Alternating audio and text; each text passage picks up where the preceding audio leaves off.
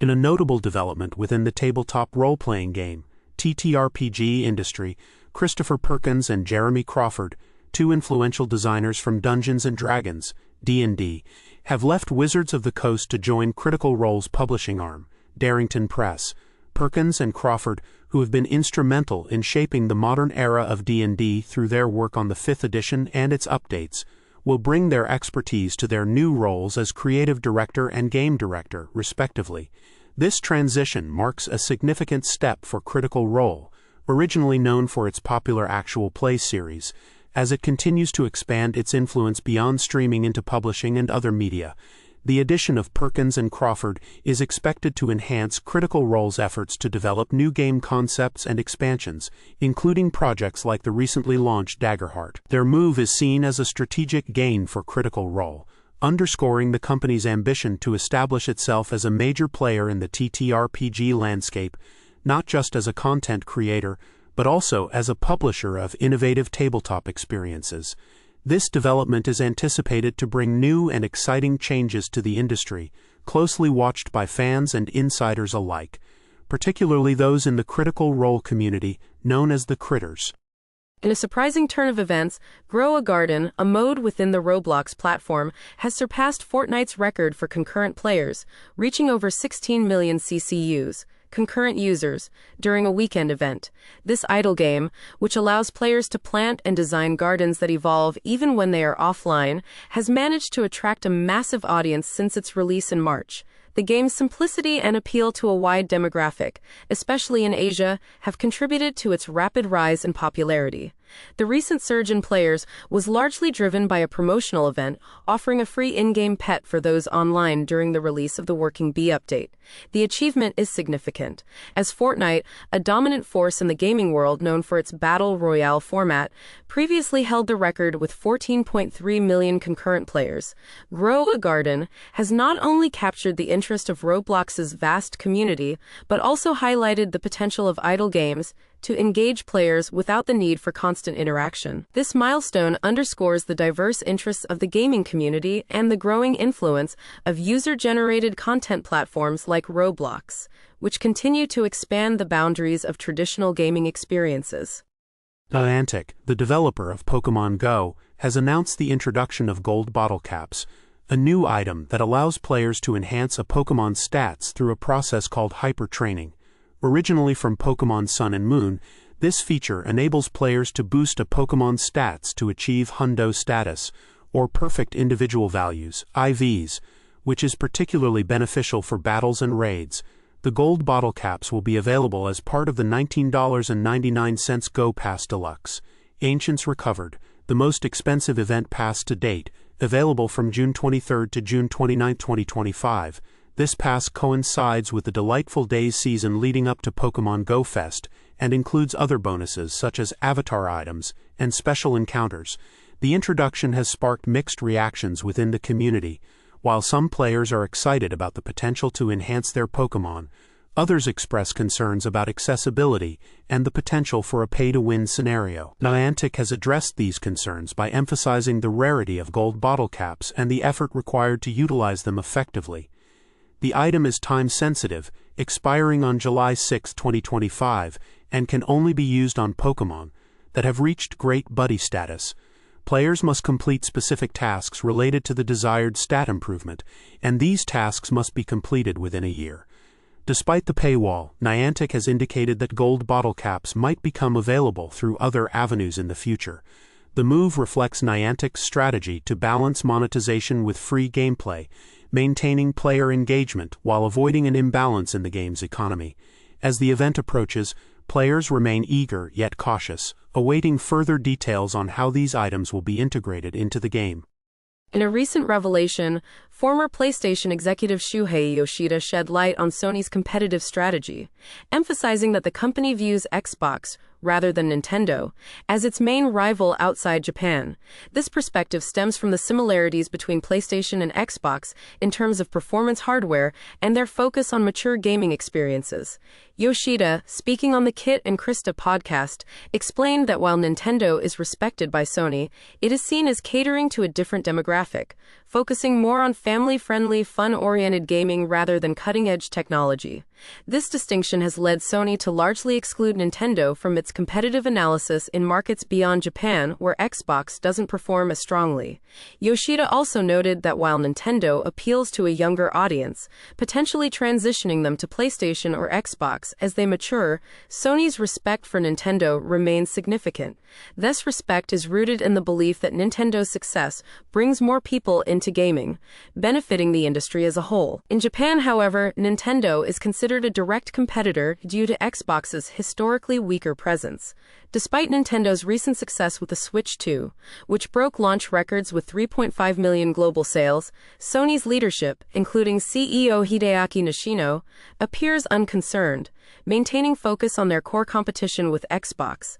This strategic insight highlights the nuanced dynamics of the gaming industry's competitive landscape. Stellar Blade, an action RPG developed by Korean studio Shift Up, has been a topic of conversation in the gaming community, not just for its gameplay, but for the overwhelming number of adult mods it received shortly after its release on Steam. The game, known for its post-apocalyptic setting and a protagonist often seen in bikinis, has faced criticism for its lack of narrative depth. In a recent interview, game director Kim Hung-tae acknowledged these shortcomings, attributing them to development constraints rather than a lack of ambition.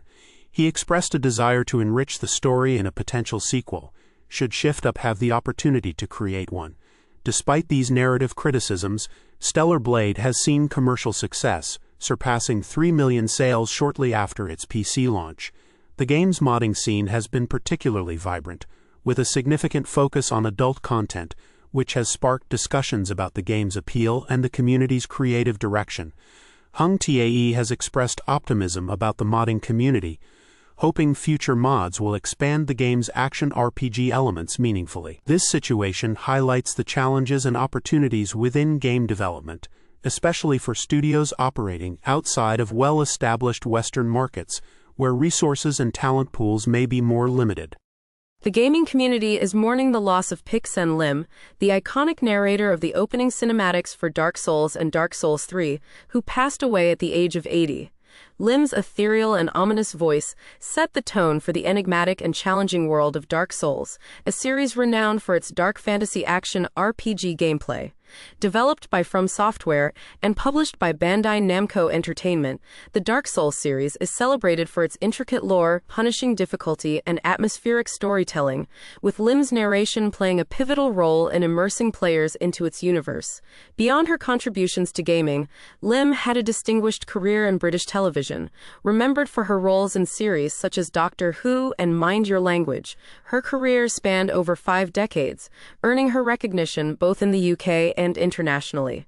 Born in Penang, Malaysia, Lim moved to London as a teenager to pursue her passion for theater, eventually becoming a beloved figure in both television and gaming circles. Her passing marks a significant loss to the arts, but her legacy endures through her memorable performances and the indelible mark she left on the Dark Souls series.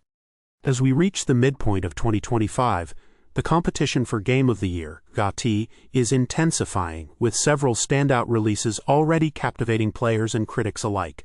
Among the frontrunners is Clair Obscur, Expedition 33, a role-playing game, RPG, that has garnered acclaim for its breathtaking world, impressive voice cast, and engaging turn-based gameplay. Its unique blend of storytelling and mechanics has positioned it as a strong contender for the coveted title. Another major player in the race is Kingdom Come: Deliverance II, which builds on its predecessor's strengths to deliver an immersive open-world experience, appealing particularly to fans of the RPG genre. Other notable mentions include Doom: The Dark Ages, a prequel that expands on the beloved franchise's lore, though some fans feel it doesn't quite measure up to previous entries.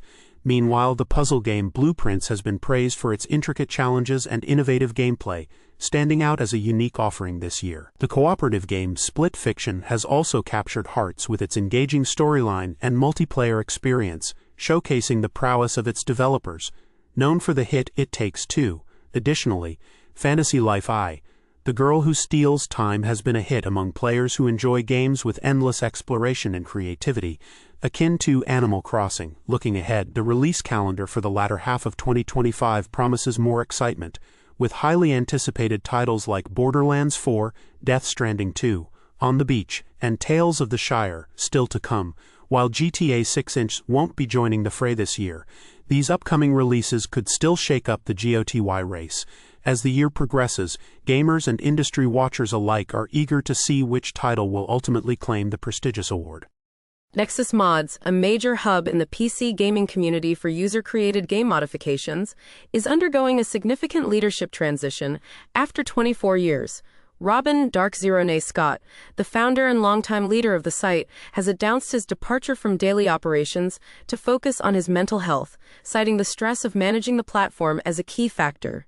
Nexus Mods, which began as a small project for The Elder Scrolls III: Morrowind, has grown into one of the most trafficked UK-based websites, with over 63.4 million users and 16.8 billion file downloads.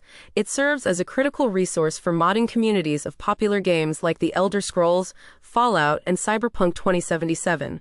The leadership responsibilities will now be assumed by Victor Foligno and Marinas Rapsak, who are trusted to guide Nexus Mods into its next chapter while maintaining its core values of being community-first and mod author-focused. Despite stepping down, Scott will continue to support the community and the 40-person team behind the site, ensuring a smooth transition. This change aims to bring renewed energy and ensure the long-term stability of Nexus Mods, which remains a vital platform for gamers seeking to enhance their gaming experiences through mods. The continuity and leadership is expected to preserve the site's pivotal role in the gaming landscape, even as the modding scene continues to thrive. Lies of P. Overture, the latest expansion for the critically acclaimed Souls-like game Lies of P, has been released, garnering significant attention for its ambitious content and engaging gameplay. Developed by NeoWiz and Round 8 Studio, Lies of P initially made waves in 2023 by competing with genre giants such as From Software. The Overture expansion continues this tradition, offering a robust array of new weapons, enemies, and bosses that enhance the core experience. With its intricate level design and challenging combat mechanics, Overture solidifies Lies of P's reputation as a formidable entry in the Souls-like genre, known for its challenging gameplay and deep lore. The expansion introduces a variety of new weapons, each with unique abilities, including a greatsword that charges explosively through parries and a gunblade effective at multiple ranges. These additions are complemented by new Legion arms, like the Cataclysm shotgun, which doubles as a dodging mechanism, and the Icarus spinning blades for crowd control. Overture also expands the game's narrative and environmental diversity, featuring new biomes such as a zoo, coastal ice sheets, and a greenhouse, all interwoven with the game's central mystery involving the legendary Stalker.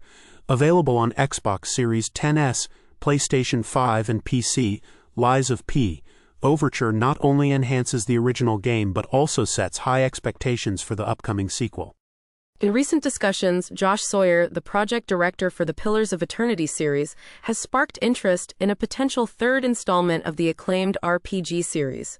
Although the latest release from Obsidian, Avowed, continues to explore the same universe, it is not considered a direct continuation of the Pillars of Eternity narrative. Sawyer suggests that if a Pillars of Eternity 3 were to be developed, it would benefit from transitioning into a 3D environment, akin to the successful execution seen in Baldur's Gate 3. This shift could enhance the dynamic elements of the game, such as environmental mechanics and elevation hazards, which are limited in the current isometric 2D format. The Pillars of Eternity series, known for its classic CRPG computer role-playing game style, has been a nostalgic nod to the genre's roots, drawing inspiration from legendary titles like the original Baldur's Gate. The suggestion to move towards a 3D environment reflects a broader industry trend where modern RPGs are increasingly embracing complex, immersive worlds. This potential evolution of the Pillars series could align it more closely with current player expectations and technological advancements, potentially expanding its audience. Meanwhile, fans of the series can look forward to Avowed's upcoming DLC, which promises to keep the rich world of Eora alive and engaging.